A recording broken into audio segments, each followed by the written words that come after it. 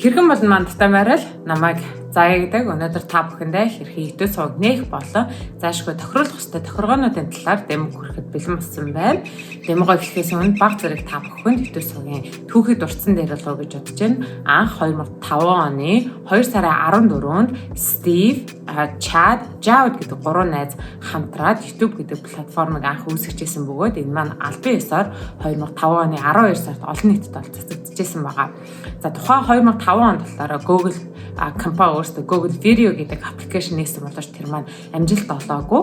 Тэгээд Google YouTube-ийн 3 найзад бол санал болгоод тэр маань хамт 2006 оны 11 сард партнершип буюу хамтын ажиллагааг бол эхлүүлсэн байдаг байгаа.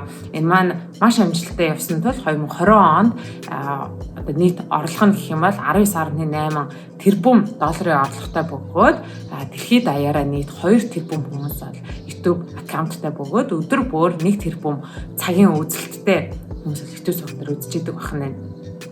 Муу адилхан та бүхэн яг одоо миний бичлэгийг YouTube суваг дээр үзэж байгаа бөгөөд та бүхэн манай сувгийг бас subscribe дарж, like дарж хэрэгтэй хүмүүсийн бичлэгийг харамгүй тараагаараа гэж хүсмээр байна. Ингээ хэдүүлээ хамтдаа тэмрэг орцгаая.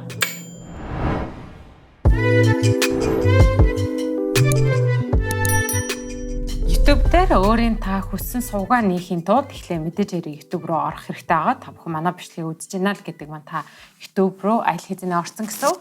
Та орсны дараад нь баруун гар дээд талын sign in гэдэг энэ цэнхрээр бичсэн хэсгээр та бүхэн дараад Gmail-тэй хүн болгон YouTube нээх боломжтой. Гэхдээ энэ нь та хэрэг өөрөө шинээр нээхийг хүсэх юм бол create account гэдэг энэ хэсгээр та бүхэн дараад өөртөө хувь хүн нээж болно. Аль эсвэл аль биесны эрхтэй болон бизнестэй зориулж хийж байгаа бол та бүхэн энэ хэсгийг сонгож авч болно. Энэ хоёр зүйлийн маань том ялгаа нь хоорондоо гэх юм бол мэдээж хэрэг хувь хүн өөртөө нээж байгаа болохоор хүмүүстэй хамтарч хийхэд болно. Гэхдээ маш төвөгтэй. Харин бизнесгээ сонгоцсон бахаараа хамтрагч хүмүүсийг нэмэхэд бол амархан болдог байгаа. Өөртөөхөө имэйлийг хийснийхаа дараад нь энэ цэнхэр туршлууд дээр next гэж дарснараа YouTube руу албан ёсоор аккаунт олоод орно гэсэн үг. YouTube руу та бүхэн аккаунтаараа орсны дараа баруун гар дээд талын өөрийн аккаунтынхаа icon дээр та бүхэн дарах байгаа. Дарангууд хамгийн ихний сонголт болох create channel гэдэг хэсгээр та бүхэн дарснараа өөрийн сувгаа ол нэх байгаа. Орсны дараа та хүсвэл зураг шууд энэ дээр апплод хийгээд оруулж болно. Аль эсвэл өөрийнхөө сувгийг юу гэж нэрлэмээр байгаагаа хүснээрээ та бүхэн бичээд оруулах боломжтой. Сувгтай нэр өгснийхаа дараад нь create channel гэдэг баруун энэ хэсгийг бүхэн дараад та бүхэн өөртөө хүссэн сувгаа YouTube дээр нийтж байна гэсэн үг. Хэрвээ та бүхэн ахиж энэ дээрээ нэмж сувг нэмэр байгаа бол зүүн гар талын доошоогоо явуулаа settings гэдэг хэсгээр та бүхэн дараад тэгээ энэний дунд хэсгээр та бүхэн харах юм бол create new channel гэдэг хэсгээр та бүхэн дараад хоёр дахь сувгаа та бүхэн нээж болно. Энэ дээр өөрсдийнхөө нэрийг хүснээр нь сонгоод энэ доотлын чагтыг дараад create гэдэг дарснараа та бүхэн өөрсдийнхөө хоёр дахь сувгийг нээх боломжтой. Ингээд зогсохгүй та бүхэн сувг дээрээ тохируулах ёстой тохиргоонуудын нэг маань яах аргагүй утсаа бүртгүүлэх байдаг байгаа. За энэ маань ямар учиртай вэ гэхээр би та бүхэнд харуулъя. Эхлээ хэдүүлээ хамтдаа дээшээ баруун гар дээд талын icon дээрээ дараад анзаарч харуул та бүхэн аль хэзээний сувгаа нээсэн болохоор одоо энэ чинь create new channel гэдэг хэсэг нь байхгүй болоод хариу оронд нь YouTube Studio гэдэг хэсэг байгаа. Тэгэхээр та бүхэн YouTube Studio дээр дараад зүүн гар талаас доороос хоёр дахь settings гэдэг хэсгээр та бүхэн дараад хоёр дахь сонголт болох channel хэсгээр та бүхэн дараад гурав дахь сонголт болох feature eligibility гэдэг хэсгээр та бүхэн дарах байгаа. Эхний хэсэг маань цаанаасаа та бүхэнд аль хэзээний тохируулсан байдаг бөгөөд энэ маань мэдээж хэрэг видеогоо оруулах өөрийн хүссэн гэсэн плейлисттэй үүсгэх гэх мэтчлэн.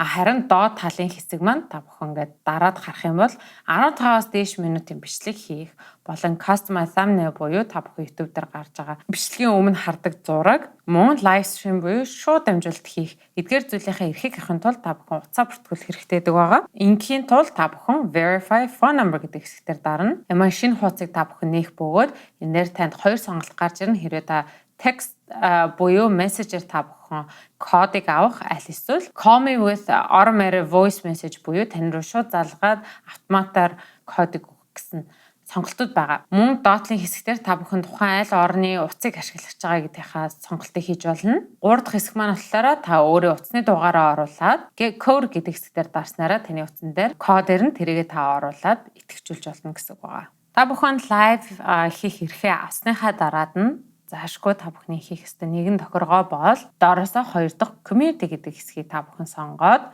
defaults гэдэг хэсэг дээр та бүхэн ороод энэхүү 3 сонголтууд дээр өөрийн хүснээрээ тохиргоо хийж болно.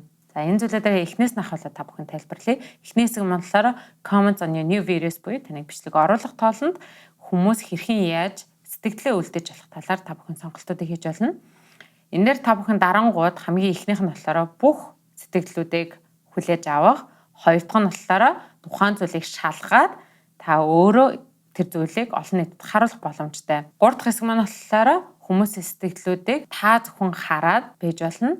Дөрөв дэх маань болохоор тэр чигт нь ямар ч сэтгэл үлдээхгүй гэсэн сонголтуудыг та бүхэн хийх боломжтой. Манай суугийн хувьд болохоор hold potentially inappropriate comments for review гэдэг хэсгийг бол дараад манай сууг дээр янз бүрийн спам ч юм уу эсвэл асуудалтай байгаа коммент эхлээ бид нар хараад тэрийг олон нийтэд гарахгүй шийддэг байгаа.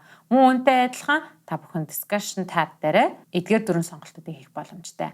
Message in your live chat буюу та бүхнийг шууд явагдаж байхад ямар нэгэн байдлаар хараал өчөх эсвэл spam явуулах үед та тэрийг контролдмаар байгаа бол энэхүү чагтыг дараад баруунгаар татвалын save гэдэг хэсгийг та бүхэн дараарай. Мөн үүнтэй адилхан та цаашид таны янз бүрийн контент дээр ямар нэгэн болохгүй хүмүүсийн бүдүүлэг харилцааг үүсгэмээргүй байгаа бол automated filter гэдэг хэсгийнхаа ороод хамгийн доод талд blocked words гэдэг хэсгээр та бүхэн түлхүүрүүгээр та бүхэн блоклох боломжтой. Энэ дээр кириллэр ч гэсэн байж болно. Та бүхэн бичээд баруунгаар татвалын save гэдэг хэсгийг та бүхэн дараарай. Monetizing эрхийг хэрхэн яаж авах вэ? Мөн тэрэн дээр юу анхаарах хэрэгтэй вэ гэж хүмүүс маань асуусан байсан. Энэ дээр та бүхэн анхааруулж хэлэхэд харамсалтай нь Монголд маань болохоор monetizing хийх отоохонд олж зөвшөөрлөн байдаг. За monetizing хийлгүүлэхийн тулд та бүхэн YouTube дээр 1000 subscriberтай 40000 цагийн үзэлттэй байх ёстой. Эндгээр зүйлүүдийг хангасны дараад нь YouTube танд албан ёсоор имэйл явуулаад пин код авах бололцоог үүсгэж идэг. Өмнө би та бүхэн дурдчихсан YouTube контент дээр та ганцаараа өөрөө суугаа бүх зүйлийг хийгээд ал явж болно. Харин манай хамт олон бол гуруула байдаг. Эдгээр хүмүүстэй зөвшөөрлийг өгөхийн тулд яах ёстой вэ гэхлээр та бүхэн дээрээсээ дөрөвдөх permission гэдэг хэсгээр та бүхэн ороод баруун гар талын invite гэдэг хэсгээр дараад тухайн хүнийхээ имэйлийг та бүхэн энэ оруулаад энд нь access буюу яг ямар энэ хүнд эрхийг та олгож байгаа юм бэ гэдэг сонголтуудыг хийх байгаа. Энэ донд бол 5 сонголт та бүхэнд байгаа. Эхний хэсэг маань manager. Manager маань хүнийг нэмж болно, хасч болно, дотор тавигдсан байгаа контентуудыг засаж болон өөрчилж болно. Харин сувгийг устгах ямар ч эрх тэр хүнд байдаггүй байгаа. Хоёр дахь нь editor. Энэ хүн маань зөвхөн тавигдсан байгаа контент дээр засвар оруулж болно. Мөн сувгийн хичнээн орлого олж байгаа болон dashboard дээр мэдээллүүдийг харах боломжтой байдаг байгаа. Гурав дахь сонгоод error limited буюу editor-тэй ямар ялгаатай вэ гэхэл энэ хүн маань таны сувг хичнээн орлого олж байгаа болон статистик тоонуудыг бол харах боломжгүй. Viewer маань болохоор зөвхөн юмыг харна. Энэ хүн бол засвар оруулж чадахгүй, сувгийг устгах чадахгүй, хүн нэмэхгүй. Харин энэ хүн ганцхан сувг дээр хэрхэн ээж явагдаж ийн гэдгийг бол хараад анализ хийх боломжтой байдаг. Viewer limited буюу энэ хүмүүс таны орлогыг харах ямар ч боломжгүй. Гэхдээ таны dashboard дээр хичнээн хүмүүс үзэж байгаа, хичнээн subscriberтай болж байгаа гэдэг мэдээллүүдийг харах боломжтой. Энэ ундаасаа та тухайн хүнийг юугаар гэдгийг сонгоод даана гэж дарснараа автоматар тухайн хүн маань имэйлж авна. Энэ бүх зүйлүүдийг хийснийхаа дараад нь баруун гар талын save гэдгийг та бүхэн дарахаа бүү мартаарай. Хэрхэн өөрийн сувгаа бусдад харагдах талаас нь та бүхэн тохиргоог хийж болдог вэ гэхлээр юуны төрөнд YouTube Studio-логоо орсны дараад нь customization гэдэг хэсгээр та бүхэн дарснараа энэ сонголтод та бүхэн гарч ирнэ. Эхний хэсэг буюу layout. Энэ маань та бүхэн шууд хүмүүс таны пэйж рүү орлоо ямар бичлэг юу вэ гэдгийг харах боломжтой. Video spotlight-ийн эхний хэсэг маань болохоор тань дээр subscribe хийгээгүй байгаа хүмүүс ямар бичлэг харах, subscribe хийжээ тэрийг болоод буцаж ирж байгаа хүмүүс бас ямар бичлэг харуулах гэдэг сонголтуудыг та бүхэн хийж болно. Доотлын хэсэг маань болохоор playlist тухайн та яг юун дээр зориулж плейлист гаргамаар байгаа гэдгийг өөрөө та зохицуулаад оруулж болно. Эдгээр зүйлүүдийг хийхин тулд маш амархан add гэдэг хэсгээр та бүхэн дараад өөрийн байгаа бичлэг дундаасаа шууд сонгоод автоматар ордог. Энэ зүйл яаж харагдгийг та бүхэнд манай сувгадаар харуулъя. Яг одоо та бүхэн харж байна. Манайх дээр subscribe хийгээгүй байгаа хүмүүс маань хэрхэн олон улсын стандартад имэйлээ тохируулах вэ гэдэг бичлэгийг харж байгаа. Хэрвээ та энэ бичлэгийг харж байгаа бол манай сувгийг subscribe хийхээ битгий мартаарай.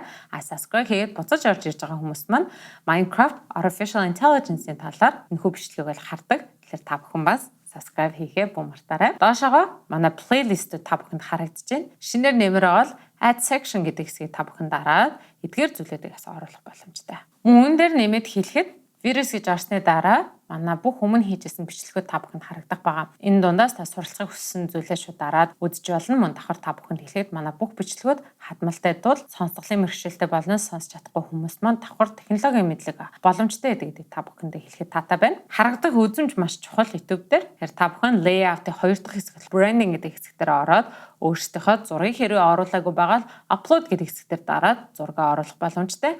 Banner image маань яг юу вэ гэхээр та бүхний телевизээр оронгууд, компьютероор оронгууд, гар утсаараа оронгууд яг энэ улаанаар хүрээлэгдсэн байгаа хэсгүүдээр харагдах байгаа. Та бүхэн харчихсан манай хэрхэн гэдээ бол байн харагдчихэдэг. Мөн 3 дахь сонголт дох видео watermark буюу энэ дээр та бүхэн өөрсдийнхөө зургийг, пэйжнийхаа зургийг болон аль эсвэл subscribe хийгэрэй гэж хүмүүстэй сануулгах боломжийг бол олгож яадаг. За энийг хийхин тулд та бүхэн upload гэдэг дээр ороод зургаа сонгоод done гэж дараад танд 3 сонголтыг өгдөг байгаа. Эхний хэсэг маань болохоор бичлэг дуусны дараад нь харуулах, аль эсвэл customize start time буюу та хизээ эхлүүлмээр байгаа гэдэг өөрөөс сонгож олох. 3 дахь хэсэг маань бичлэг дуусна дуустал тэнд байлгах гэсэн сонголтуудыг та хийн. Хүсэх юм бол энийгээ тэр жигт нь устгаад гаргачих бас болно. Энэ бүх зүйлүүдийг тохируулсныхаа дараад нь хэрвээ та олон хүмүүсийн нүдэн дээр харуулмаар байгаа бол хамгийн дээд талын publish гэдэг цэнхэр төвчлөртөөр дарахаа бүү мартаарай. Branding-ийн чанга хажуу тал basic info дээр та бүхний бас тохируулах ёстой зарим нэг зүйлүүд маань байдаг байгаа. Эхний хэсэг маань description би өмнө та бүхэнд хэлжсэн.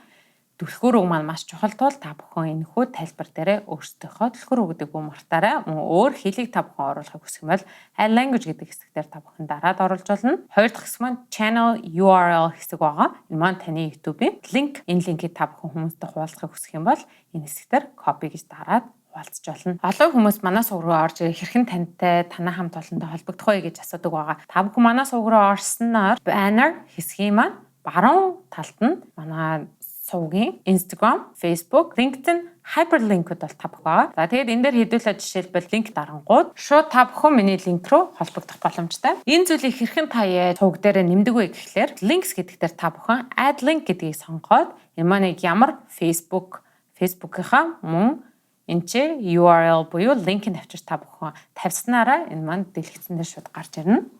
Доотлын link on banners гэдэг хэсгээр та бүхэн дараад хичнээн нэг нь олон хүмүүсийн нүдэн дээр гаргамаар байгаа гэдэг та бүхэн сонгож болно. Энэ дээр 3, 2, 1 аль ч хүснээрээ та бүхэн сонгох боломжтой. Мөн үүнтэй адилхан хэрвээ та албан ёсны хүмүүстэй имэйлээр харилцмаар байгаа бол өөрсдийнхөө компани имэйлийг энэ хэсгээр та бүхэн үлдээснээрээ сувг дээр хүмүүс холбогдъё гэвэл энэ имэйл гарч ирнэ гэсэн үг. Энэ бүх тохиргоог хийснийхаа дараад нь баруун гар дээр талын publish гэдэг дарахад та бүхэн бүү мартаарай. Магадгүй та санамсаргүй шинээр сувг нийцсэн аль эсвэл устгах шаардлагатай гэсэн сувгууд байгаа бол зүүн гар талын settings гэдэг хэсэг рүү та бүхэн ороод channel гэсэн 2 дугаар хэсэг рүүгээ ороод 2 дахь advanced settings гэдэг хэсэг рүү та бүхэн орно. Доошоогоо яваад manage YouTube account дээр хэрвээ та аккаунтаа тэр жигт нь устгахыг хүсэх юм бол орж олно.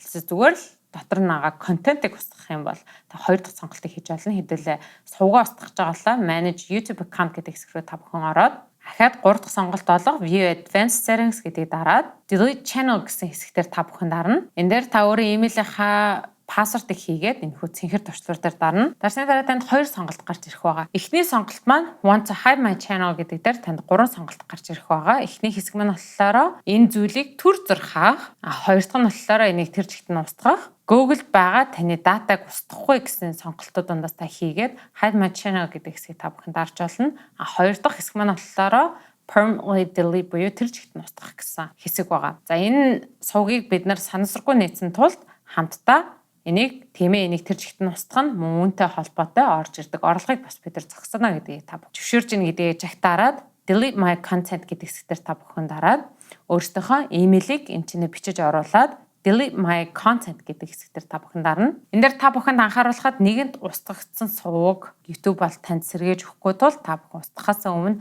маш болгоомжтой энэ зүйл төр хандаарай гэж хүсмээр байна. Өнөөдөр та бүхэндээ хэрхэн YouTube сувг нээж олох түн дээр тохируулах ёстой тохиргоонуудын талаар та бүхэндээ дэмэг хүргэлээ. Та бүхэнд асуух асуулт байгаа бол манай бүхий л social platform нээлттэй цаашид бас суралцмаар байгаа технологийн санаа бодлуудаа та бүхэн чөлөөтэй илэрхийлээрэй гэж хүсмээр байна. Бичлэгийн маань дуустал үзсэн та бүхэндээ маш их баярлалаа. Дараагийн дугаар хүртэл түр баяртай.